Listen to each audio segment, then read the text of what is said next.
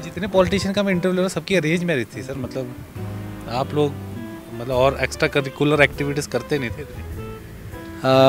ऐसा extra activity में ये चीज़ नहीं आती। कांग्रेस की सरकार अगर आ जाती है सर, मुख्यमंत्री मंडी से हो सकता है? बिल्कुल हो सकता है सर मैंने तो गॉगल लगा रखा है ना सर, आप भी लगा लो, आप हीरो लगते हैं वैसे भी ना। अच्छा। क्योंकि धूप बहुत है ना, तो आप भी लगा लो सर, इसलिए अब ठीक लग रहा है सर। ये तैयारियां हैं इस वक्त काउंटिंग के दिन वाली भाई। इसमें इन्होंने क्या किया है, मेरे पीछे देख सकते हैं सुंदरनगर झील दिख रही है इस वक्त, बहुत ही खूबसूरत। और यहाँ पर ये हर साल जो माइग्रेटरी बर्ड्स आते हैं बहुत दूर से भाई, साइबेरिया रशिया से आते हैं लोग। जैसे जो सुंदरनगर के डिफरेंट पार्ट्स हैं, कहाँ से आपको ज़्यादा वोट खींच रहे हैं आप?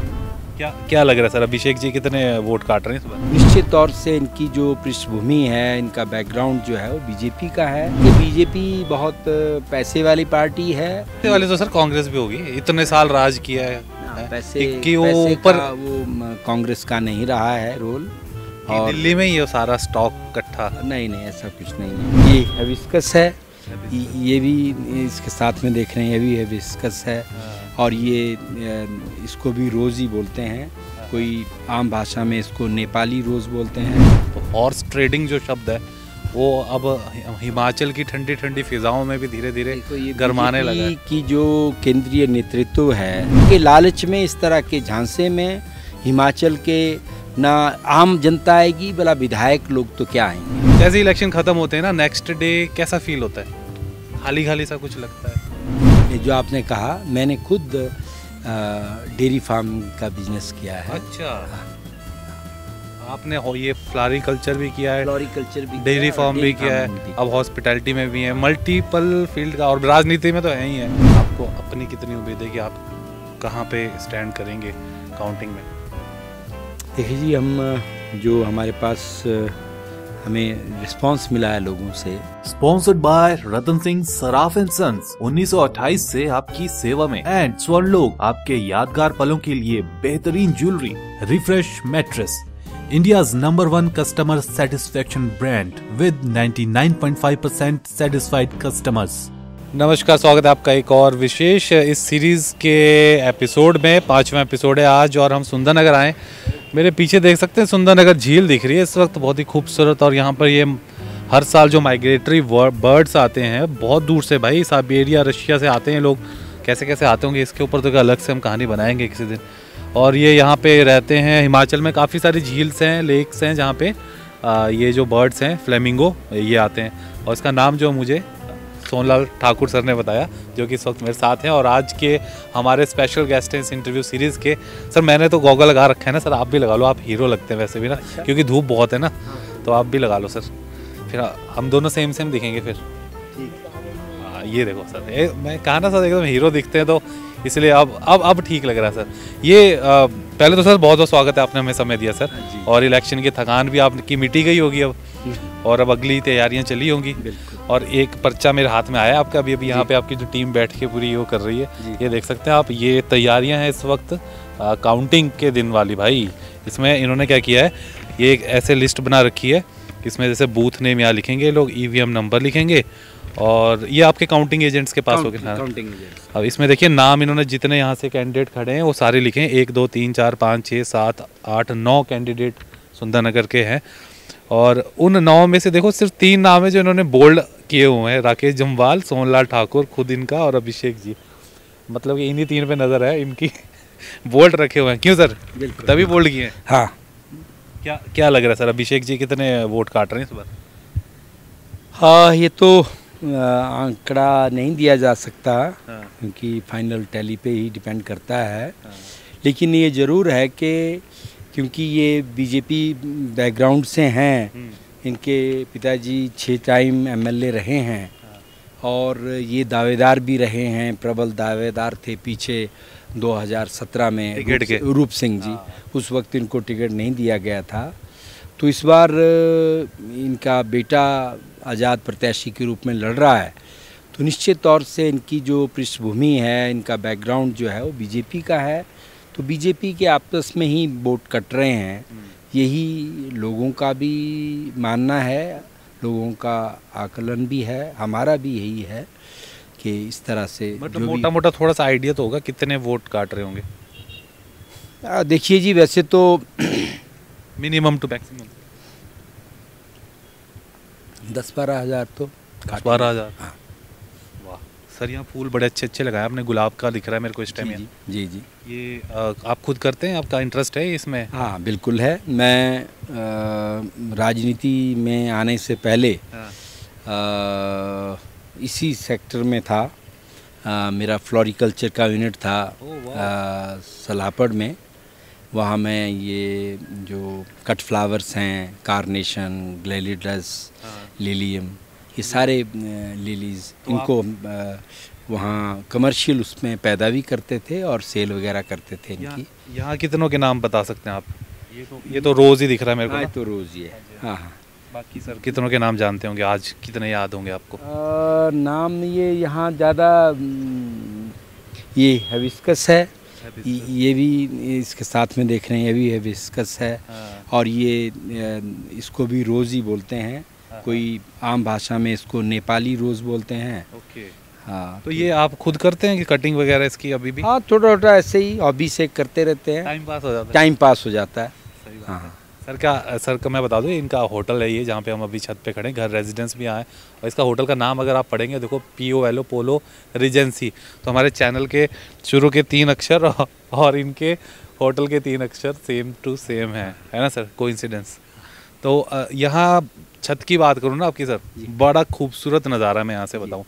तो आप भी कभी गर्मियों में बैठते होंगे यहाँ? तो मेरे को लगता है गर्मियाँ सर्दियाँ दोनों में बैठ सकता है इंसान। हाँ। क्योंकि ठंडी हवा आती होगी। शाम के वक्त गर्मियों में बहुत अच्छा प्लेजेंट यहाँ रहता है, लेक की वजह से ठंडी हवा आती है। और अब सर्दियों में आप देख ही रहे हैं, हमारे सारे मित्र लोग यहाँ आए हैं, बातचीत भी हो रही है, मुलाकात भी है, अच्छी धूप सेकने को मिलती है। तो इट्स अ पार्ट। हाँ। तो कैसा रहा सर इलेक्शन, कैसा रहा इस बार? थोड़ा चलते चलते ठीक रहा सर। कहाँ से ज़्यादा उम्मीद है, किस इलाके से, जो सुंदरनगर के डिफरेंट पार्ट्स हैं, कहाँ से आपको ज़्यादा वोट खींच रहे हैं आप? मेरा ये मानना है कि हमें ऐसा कोई वो नहीं है कि भाई ये क्षेत्र हमारा है, ये उनका, जैसे लोग बोलते हैं ना ये अपनी पॉकेट्स हैं, ऐसा नहीं है।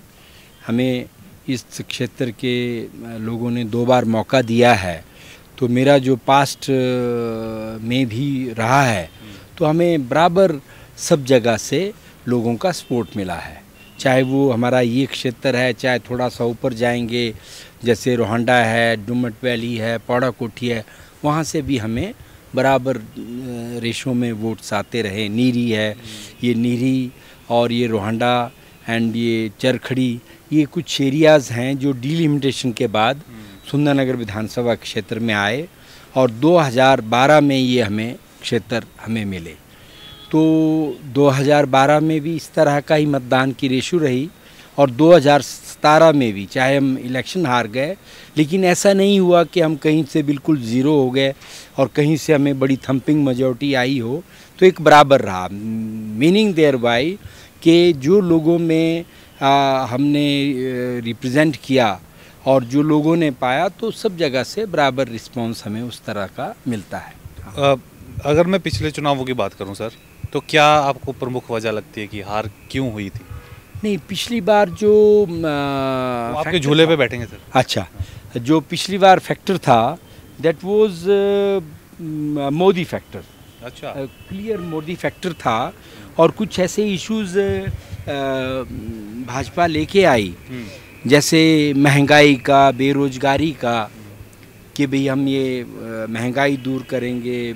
और मोदी साहब ने तो कहा ही था कि हर साल 2 करोड़ लोगों को रोजगार देंगे। उस वक्त 17 में महज उनको 2 साल काम करते हुए थे। तो लोगों ने समझा कि क्यों ना इसको एक टाइम दिया जाए, एक उसको एक्सपेरिमेंटल तौर पे लोगों ने दिया। और उन्होंने कहा कि ये डबल इंजन की सरकार होगी यहाँ भी, और दिल्ली में सरकार है, यहाँ भी बनाइए। तो उसमें लोग आए और बड़े खुले मन से लोगों ने बीजेपी को सपोर्ट किया था। इस बार भी तो बोल रहे हैं वो लोग कि इस बार भी बनाओ डबल इंजन की, इस बार रिवाज बदलो। उसका फ़र्क अब ये है कि लोगों ने इसको आजमा लिया, पूरी तरह 5 साल आजमाया कि क्या इसका आउटकम रहा, क्या इन्होंने वादे किए, कितने पूरे किए, जो कि मैं समझता हूँ कि बीजेपी किसी भी फ्रंट पे ठीक नहीं उतर पाई। ना तो महंगाई दूर कर पाई, ना महंगाई 20 टाइम्स बढ़ी, जो कि 400 रुपये का गैस सिलेंडर था आज वो 1150 रुपये का है। इसी तरह जो एक आम खाने का तेल हर घर में इस्तेमाल होता है, दैट वाज कॉस्टिंग ओनली 70 रुपी पर लीटर पर केजी, आज वो 220 रुपये बिक रहा है, 260 रुपये तक बिका। तो लोगों ने देख लिया, आजमा लिया। वैसी नौकरियों का हाल है। आपको उम्मीद है कि जनता ने इन सबको जनता मद्देनजर ने रखकर इन इश्यूज़ पे वोट भी किया है और हमें फील्ड में सपोर्ट भी मिला जनता का इसमें। ये हाँ। कई एक हवा उड़ रही है सर कि अगर कांग्रेस 35 में आपको बता दो बहुमत का मार्क है हिमाचल में, लेकिन 35, 36, 37 तक भी जाती है, 38 तक भी, तो भी बीजेपी उनको तोड़ने की कोशिश करेगी। तो हॉर्स ट्रेडिंग जो शब्द है वो अब हिमाचल की ठंडी ठंडी फिजाओं में भी धीरे धीरे गरमाने लगा है। की जो केंद्रीय नेतृत्व है उन्होंने ये ठीक है ये खरीदो फरोख्त की राजनीति करी, बहुत से स्टेट्स में की, और लेकिन ये हिमाचली जो देवभूमि है इनके लोगों हमारे लोगों की बेइज्जती होगी अगर ये ऐसा सोच रहे हैं। इनका सोचना ही हिमाचल के लोगों की तौहीन करना है। ये जो चीज़ है हिमाचल में रिपीट नहीं होगी। हिमाचल के आदमी सच्चे पक्के आदमी हैं, देवी देवताओं पे विश्वास रखते हैं और वो इस तरह की उसमें नहीं आएंगे। कांग्रेस इस तरह के लालच में, इस तरह के झांसे में हिमाचल के ना आम जनता आएगी, भला विधायक लोग तो क्या आएंगे। हाँ। अभी इसीलिए तो नहीं हो, अभी मैंने 3 दिन पहले खबर आई थी कि हाईकमान ने पैसे जारी कर दिए सभी कैंडिडेट्स को कि जितना उनका खर्चा हुआ है वो सब, उसके अलावा भी पैसे ले लो भाई। अच्छा, उस आशंका के चलते तो नहीं कि ऊपर से हाईकमान वो तो बीजेपी वाले लोग ही बता दे पाएंगे। लेकिन ये ज़रूर है कि बीजेपी बहुत पैसे वाली पार्टी है। इन्होंने पैसे के साथ बहुत सारे इलेक्शन में भी गलत हथकंडे अपनाए लोगों को अट्रैक्ट करने के लिए। पैसे वाले तो सर कांग्रेस भी होगी, इतने साल राज किया है। पैसे कि वो पैसे ऊपर का वो कांग्रेस का नहीं रहा है रोल। और दिल्ली में ही ये सारा स्टॉक इकट्ठा। नहीं, ऐसा कुछ नहीं है। अगर ऐसा होता तो इस तरह हमारे विधायकों को मध्य प्रदेश में और दूसरी स्टेट्स में, गोवा में जो खरीदा तो नहीं खरीद पाते अगर पैसे की बात होती तो। सर ये इलेक्शन जब ख़त्म हो जाते हैं ना, तो देखो इलेक्शन के टाइम में हमने भी देखा, हम लोग भी भागा दौड़ी करते रहे, 3-3, 4-4 घंटे की नींद मिलती थी। आपका भी यही हाल होगा अमूमन। जैसे इलेक्शन ख़त्म होते हैं ना, नेक्स्ट डे कैसा फील होता है? खाली खाली सा कुछ लगता है? थोड़ा सा जो एक बहुत स्ट्रेस होता है उससे तो थोड़ा सा रिलीव हो जाते हैं, क्योंकि उस वक्त यही लगा होता है कि हमारा ये एरिया ना छूट जाए, यहाँ हम जा नहीं पाए, उन लोगों से नहीं मिल पाए, या उस जगह जाना है, या कोई अपोजिशन वाले कुछ स्टंट पैदा कर देते हैं, उसका स्ट्रेस रहता है। जब इलेक्शन हो जाता है तो एक निश्चित तौर पे रहता है कि ठीक है भाई, हो गया सब। आपने क्या किया इलेक्शन के बाद? इलेक्शन के बाद ये घूमने नहीं गए? लोगों से मिलना जुलना हुआ, ऐसे घूमने पर्टिकुलर नहीं गए, पर हाँ थोड़ा सा भगवान जगन्नाथपुरी, अच्छा, वहाँ के दर्शन करने जरूर हम गए, 3-4 दिन लगा के आए, तो समय मिला है, मैंने कहा चलो दर्शन कराते। जगन्नाथपुरी आपका आंध्र प्रदेश? नहीं, उड़ीसा में है। हाँ, जहाँ पे वो जगन्नाथ भगवान की रथ यात्रा बहुत फेमस है, बड़ा ऐतिहासिक जगह है। हाँ। और कहाँ आप गए हैं इंडिया में घूमने, जैसे कभी ज़िंदगी में, या आपकी अपनी फेवरेट प्लेसेस कौन सी है? हिमाचल तो चलो हमारा खुद भी बहुत खूबसूरत है, और आप तो सुंदर नगर में रह रहे, नाम ही सुंदर नगर है, सामने झील है। यहाँ से तो वैसे ही किसी को जाने का मन नहीं करेगा, यहीं पे बस चिल मार सकते हैं सारा दिन बैठ के। पर वैसे पूछूं मैं आपसे, जब समय मिलता है तो थोड़ा चले जाते हैं देखने। हमने एमपी भी विज़िट किया है, इंदौर वगैरह, और एमपी में भी एक मंदिर है बहुत, महाकालेश्वर है उज्जैन में। महाकालेश्वर तो नहीं जा पाया मैं। ओंकारेश्वर एक, वो भी एक ज्योतिर्लिंग है, वहाँ गए थे। और वहाँ पे जबलपुर में एक वाटरफॉल भी है, भेड़ा घाट, और इस तरीके से मैं गया हूँ वहाँ पे। मैं वहाँ नहीं जा पाया, एक उसमें गए थे साउथ में। साउथ में भी गए हैं, कन्याकुमारी विज़िट किया है। कन्याकुमारी में 2 बार गया हूँ, और जो वहाँ स्वामी विवेकानंद का जो मेमोरियल है वो वर्थ सीइंग है। और रियली लगता है कि इस जगह पे वाकई ही जो कहते हैं उनको एनलाइटनमेंट हुआ था, वो बैठ के वहाँ कुछ सोचते थे। किया। वो बड़ा अच्छा समुद्र के बीच में वो चट्टान है, वो एक विवेकानंद स्टोन समथिंग ऐसा कुछ कहते हैं उसको। हाँ, आप घूमने अकेले जाते हैं कि सर? ना, परिवार के साथ जाते हैं। मैम के साथ जाते हैं? हाँ, तो अकेले जाना तो फिर वो खतरे से खाली नहीं हो सकता। हाँ, नहीं खतरे खाली नहीं, घूमने का मज़ा ही परिवार के साथ आता है, बच्चों के साथ आता है। इस बार भी हम दर्शन करने गए थे, तो मेरी बिटिया जो शादी हुई है जिसकी, वो आई थी, तो हम उसको भी साथ ले गए। बाकी सर आपका मेरे को जो जितना बैकग्राउंड पता है, मिल्क का बिजनेस था शायद आपके फादर साहब का या दादाजी का? नहीं, मेरे मिल्क का बिजनेस तो उनका नहीं था। मेरे फादर फॉरेस्ट कॉन्ट्रैक्टर थे। एक बड़े लेबरर के रूप में उन्होंने काम शुरू किया था, और फिर वो एक बड़े renowned forest lessee, forest contractor, घाल कॉन्ट्रैक्टर बने। अच्छा। हाँ, और उनके उसके बाद फिर कोई ऐसा हमने थोड़ा सा इनिशियल स्टेजेस में हमने भी ये कॉन्ट्रैक्टर फॉरेस्ट का भी काम किया। 1-2 साल फिर फॉरेस्ट का बिजनेस ही बंद हो गया, नेशनलाइजेशन हो गई। उसके बाद कुछ PWD में भी किया, लेकिन हमने फिर वो आगे नहीं बढ़ाया। हॉस्पिटैलिटी में कैसे आ गया आप, होटल में लाइन में? बस यही हो गया। कुछ तो करना था सर, बिजनेस है ना, परिवार पालने के लिए कुछ मेरे जो आपने कहा, मैंने खुद डेयरी फार्म का बिजनेस किया है। अच्छा। हाँ। आपने ये फ्लोरिकल्चर भी किया है, फ्लोरिकल्चर भी, डेयरी फार्म भी किया है, अब हॉस्पिटैलिटी में भी है, मल्टीपल फील्ड का, और राजनीति में तो है ही है, तो मल्टीपल फील्ड का एक्सपीरियंस है सर को। हमारा जो फार्म था, डेयरी फार्म, हमारे गांव से साथ ही लगता हुआ है, वहाँ जगह थी, तो वहाँ हमने किया। और हमारे उसमें कोई एट वन टाइम 80 कैटल्स थी मेरे पास। हाँ, और तो वो अभी चल रहा है काम की? अभी हमने थोड़ा सा समय नहीं दे पाते हैं, क्योंकि ये बहुत रिस्पॉन्सिबिलिटी और बड़ा 24/7 वाला काम होता है, पशु को बिल्कुल उसकी निगरानी करना। तो वो आपने बंदी कर दिया कि किसी को हैंड ओवर किया? नहीं, वो आजकल घटा दिया, मिनिमम कर दिया है, मिनिमम। हाँ, जस्ट मतलब है सर, प्रॉफिटेबल है मतलब कि जब हमने किया तो उस वक्त 2 बार हिमाचल में नॉर्दर्न कैटल फेयर लगा था, और उसमें हमने भी उसमें compete किया, तो we got prizes for our cattles. Oh वाह। उससे फेयर से याद आया सर, नलवाड़ मेला एक बड़ा ही फेमस मेला होता है आपके सुंदरनगर में, और हिमाचल में कई जगह पे इस प्रकार के मेले होते हैं जी।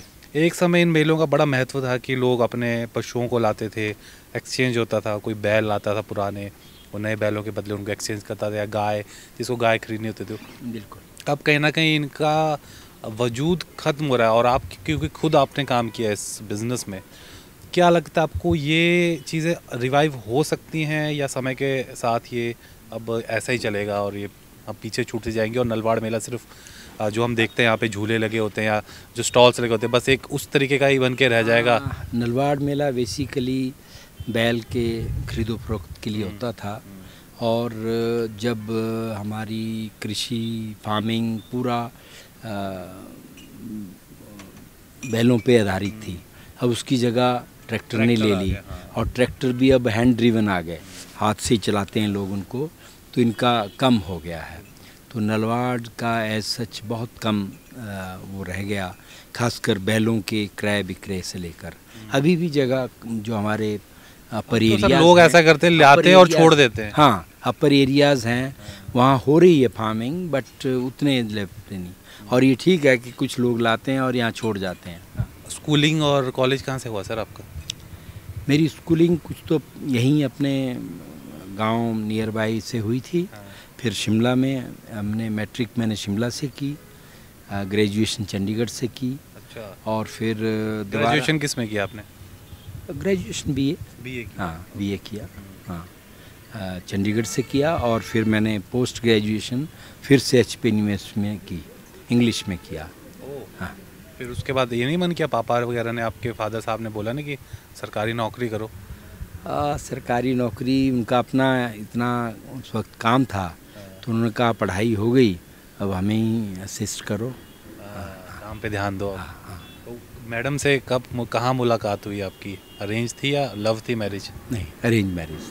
अच्छा, हाँ जितने पॉलिटिशियन का मैं इंटरव्यू ले रहा हूँ सबकी अरेंज मैरिज थी सर। मतलब आप लोग मतलब और एक्स्ट्रा करिकुलर एक्टिविटीज़ करते नहीं थे इतनी?